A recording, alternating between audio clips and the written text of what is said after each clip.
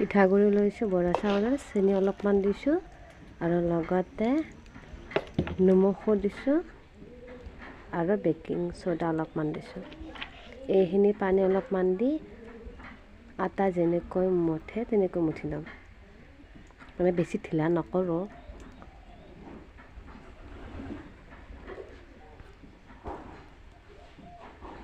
এইখিনি মুঠি লৈ কেৰাহী বহাই দিম আৰু কেৰাহীটো গৰম হ'লে তেল দিম। আৰু তেলখিনি গৰম হোৱাৰ পিছত সৰু সৰুকৈ লাড়ু বনাই পিঠাগুড়িখিনি সৰু সৰুকৈ লাড়ু বনাই বহাই দিম।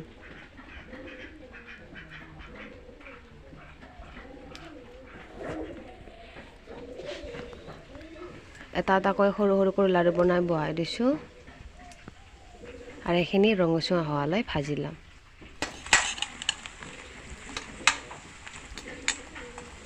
এইখিনি দুফালে উলটা ৰঙচুৱা হ'লে ভাজি লৈছোঁ আৰু বাকী পিঠাগুড়িখিনি আকৌ লাড়ু বনাই লৈছোঁ।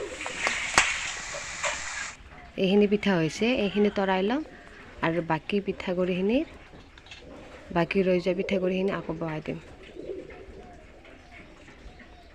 দুফালে ফুলি গৈছে পিঠাগুড়ি।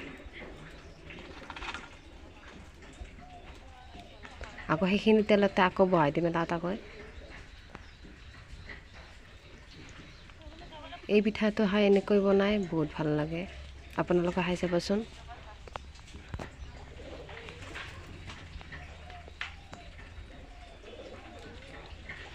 এইখিনিও আগৰ নিচিনাকৈ ৰঙচুৱা হ'লে ভাজি ল'ম আৰু এইফালে চাহো বহাই দিছোঁ।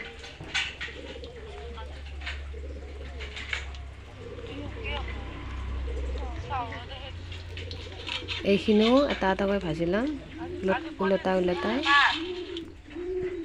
আৰু এয়া দুইটালৈকে চাহ পিঠা হৈ গ'ল, এয়া দুইটালৈকে মানে বাকিছোঁ আৰু আমাৰখিনি একেলগে বাকিছোঁ আৰু এইখিনি আমাৰ। কেনেকুৱা হৈছে জনাব আপোনালোকে খাই। বাই।